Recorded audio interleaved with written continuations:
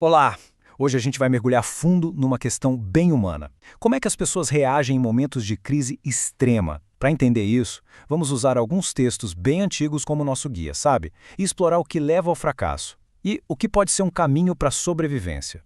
Pois é, essa é a grande pergunta, né? O que acontece quando tudo aquilo em que a gente acredita é colocado à prova no limite? É uma questão que vale para todo mundo em qualquer época e que, no fundo, acaba definindo o caráter de nações inteiras e de cada pessoa. Então, para começar, vamos dar uma olhada num caso em grande escala. O momento em que uma nação inteira estava ali, na cara do gol, pronta para realizar seu destino, mas em vez de ir para frente, deu um passo para trás. Imagina só o cenário. Depois de anos e anos de jornada, a expectativa está lá no teto. Aí 12 espiões são enviados para dar aquela última olhada na Terra Prometida. Era para ser, sabe, a checagem final antes da grande vitória.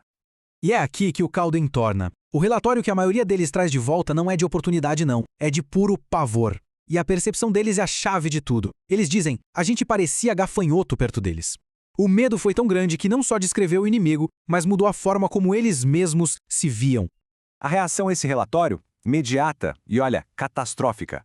É um colapso total da moral do povo. No lugar da fé, entra o desespero. Em vez de avançar, a vontade é de voltar para a escravidão. Pensa nisso. O ponto principal aqui é que eles basicamente abriram mão do futuro por causa do medo que sentiam no presente. E as consequências disso tudo, como está lá no livro de Números, são bem pesadas e diretas. Uma falha coletiva de coragem resultou numa sentença coletiva. Aquela geração que teve medo dos gigantes na Terra Prometida acabou sendo engolida pelo próprio deserto. Ok, agora vamos sair dessa escala macro de uma nação inteira e olhar para um momento bem pessoal, bem íntimo. O contraste é forte e mostra como uma crise não quebra só nações, mas também o espírito de uma pessoa só. E aqui a gente vê uma reviravolta bem trágica. Pedro, que era o discípulo mais confiante, faz uma promessa super forte. Mas poucas horas depois, com a pressão do medo, as palavras dele viram o exato oposto.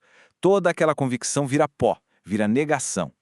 E esse número, o 3, é chave. Não foi um deslize só, uma vez. Foi uma falha que se repetiu e foi piorando. Cada vez que ele negava, o buraco ficava mais fundo, sabe? Uma espiral de medo e de quebra de compromisso. Repara na escalada disso. Começa com uma negação simples para uma serva. Daí a pouco, a coisa vai crescendo. Na terceira vez, Pedro não está só negando. Ele está praguejando, xingando, para tentar provar que está falando a verdade. Cada passo o leva para mais e mais longe da pessoa que ele tinha prometido que seria. E aí, o galo canta, e esse som é o gatilho. A memória volta e, com ela, a ficha cai, de um jeito bem doloroso. O ponto alto da crise pessoal dele não é nem a negação em si, mas esse momento em que ele encara o tamanho do próprio fracasso. Bom, depois de ver esses dois exemplos, um de um povo inteiro e outro de uma só pessoa, vamos tentar ir mais fundo. Qual é a raiz desse tipo de fracasso? A literatura de sabedoria antiga nos dá uma pista, uma lente para a gente entender melhor. O Salmo 53 fala sobre a figura do insensato, e é muito importante entender o que isso quer dizer aqui, tá? Não tem a ver com ser burro, com falta de inteligência. A ideia de uma pessoa que está desconectada moralmente, espiritualmente, que se recusa a enxergar uma realidade maior que o próprio umbigo. É essa atitude que, segundo o texto, leva à corrupção. Certo. Então, se esse é o diagnóstico do problema, qual seria o outro lado da moeda? Vamos sair um pouco do problema e olhar para uma ideia de solução, um princípio para conseguir atravessar esses momentos de crise.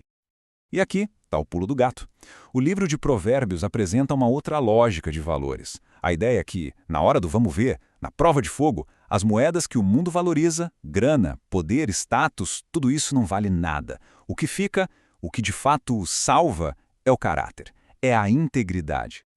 Então, aqui a gente consegue juntar as duas pontas. De um lado, Salmo 53 aponta o problema como uma corrupção por dentro, que simplesmente ignora a verdade. Do outro, Provérbios 11 fala daquela confiança errada que a gente bota nas coisas de fora, nos recursos materiais. Mas, no fim, os dois caminhos levam para a mesma conclusão. Para sobreviver de verdade a uma crise, o que conta é o que se tem por dentro, sabedoria e integridade. E a gente termina com uma pergunta para ficar na cabeça.